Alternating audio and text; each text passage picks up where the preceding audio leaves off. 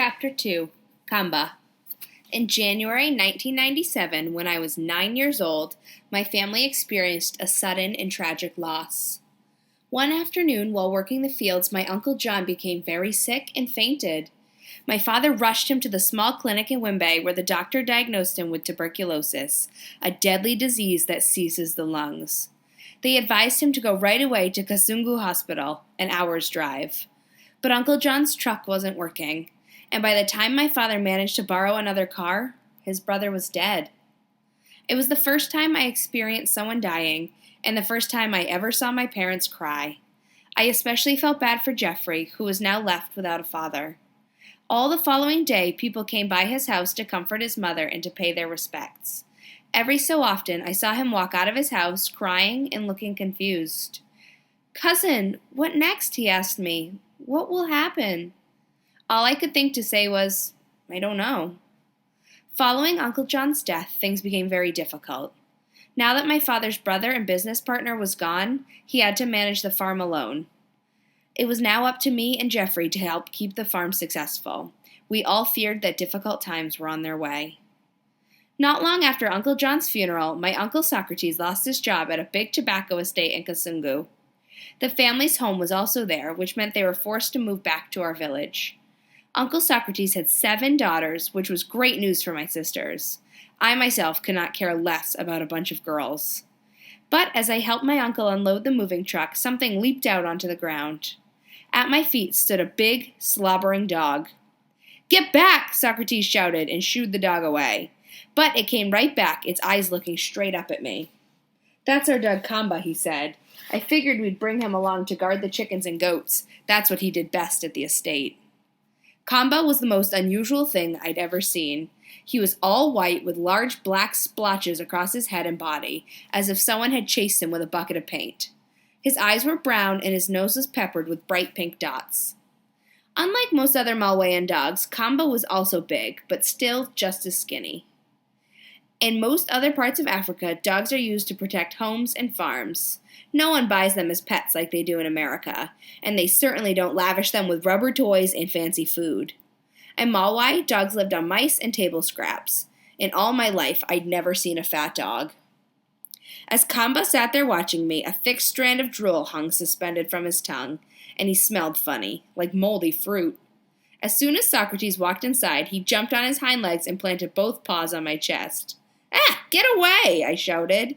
I didn't want people thinking I was friends with a dog. "Go chase some chickens or something." But Kamba didn't budge. I swore he even smiled at me. Early the next morning, I tripped over something on my way to the toilet. It was Kamba, lying square in my doorway, ears perked and waiting. "I thought I told you to leave me alone," I said, then stopped. I certainly didn't want people to see me talking to a dog. Walking back, I met Socrates in the courtyard. He pointed to the thing now attached to my shadow. "See, you found a friend," he said. "You know, the good Lord blessed me with 7 children, but all of them are girls who don't take much interest in dogs.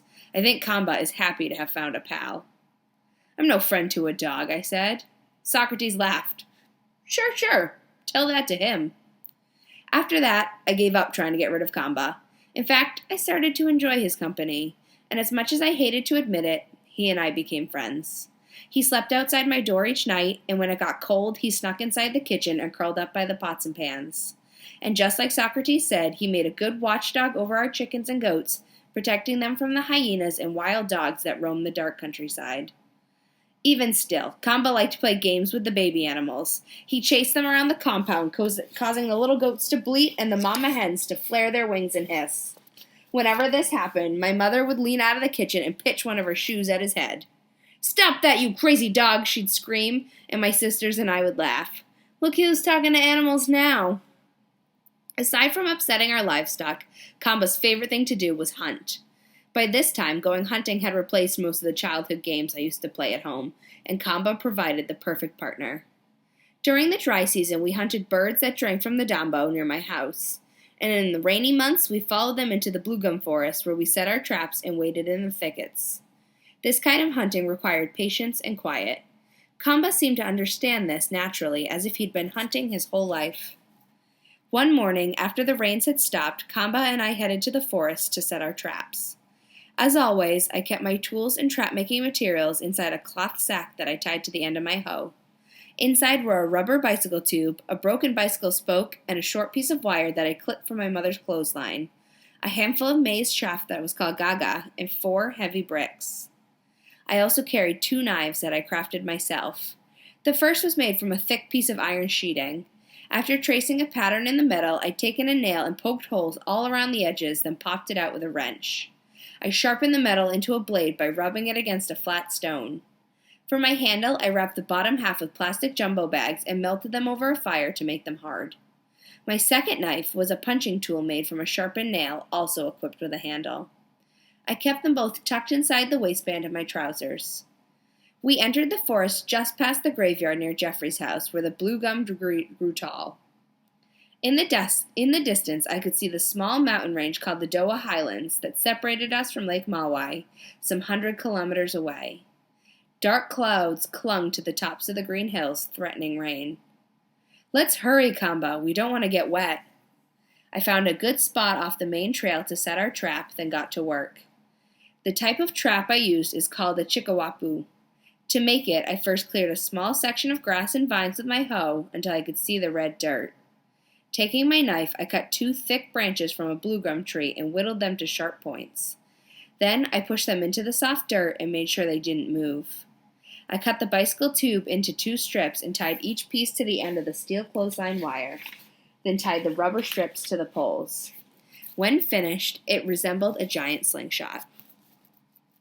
The bark from the kachiri tree is papery and durable and makes a fine rope. I stripped several long sections and tied them together and made a rope about 15 feet long. I attached it to the steel wire in my slingshot, then I pulled the rubber as far as it would go, locking it between 2 bicycle spokes sticking out of the ground. This was my trigger. Once it was set, I stacked the 4 bricks directly behind the trap and sprinkled some gaga on the ground. Whenever birds landed to eat the bait, I'd pull the trigger and release the rubber sling, slamming them into the bricks. "Let's hunt," I said. Kamba's ears perked at the command, and he followed me into the trees. We hid behind a small bush and waited for our game. About 30 minutes later, a small flock of 4 birds swooped overhead and spotted the bait. I felt my pulse quicken as they turned and feathered down. I was about to pull the trigger when a 5th bird landed. He was giant, with a fat gray chest and yellow wings. "Come on," I thought, "just a little more to the right. That's it." The fat bird pushed his way into the group and began to feed. With all the birds now inside the trap, I jerked the rope. Whoop! The whole flock disappeared into a cloud of feathers and dust. "Tonga!" I shouted. Kamba and I raced out to investigate. 4 birds lay dead against the bricks, while a 5th managed to fly away. I picked them up and brushed away the dirt, their limp bodies still warm in my hands. I placed them in my pockets. "Now comes the fun part," I said. Kamba's tail was wagging like mad. "Let's go eat." Back at the house, I cleaned the birds and sprinkled the meat with a coat of salt. I then sharpened a blue gum sapling and ran it through the birds like a skewer. In the kitchen, I gathered a handful of sticks and built a small fire. Once my coals glowed red hot, I held the birds over the embers until each one was sizzling and brown. The delicious smell soon drew my sisters to the door, begging for a taste. My father had to intervene. "Leave those guys alone. The 2 hunters worked hard today. Now let them enjoy their prize." The forest birds were small and bony, each one just a mouthful of meat, but even still they tasted delicious. Kamba didn't worry about bones at all. Just swallowed his bird in one quick gulp and waggled his tail for more. I started laughing. "When it comes to hunting, you're very patient," I told him, "but when it's time to eat, that's another story."